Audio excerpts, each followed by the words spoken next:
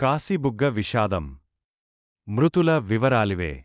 శ్రీకాకుళం జిల్లాలోని పలాస్ కాశీబుగ్గ ప్రాంతంలో చోటుచేసుకున్న ఘోర తొక్కిసలాట ఘటనలో మృతి చెందిన 9 మంది భక్తుల వివరాలు. కార్తీక ఏకాదశి సందర్భంగా కాశీబుగ్గ వెంకటేశ్వరస్వామి ఆలయానికి భక్తులు భారీగా పోటెత్తడంతో ఈ పెను విషాదం చోటుచేసుకుంది.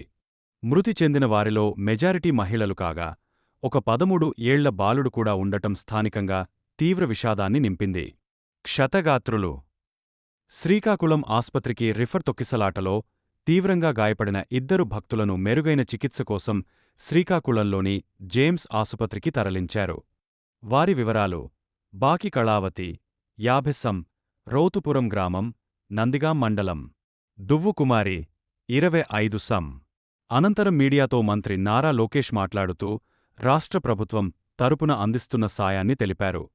మృతుల కుటుంబాలకు ఇప్పటికే కేంద్ర ప్రభుత్వం నుండి 2 లక్షల రూపాయలను, క్షతగాత్రులకు 50,000 రూపాయలను ప్రకటించిం.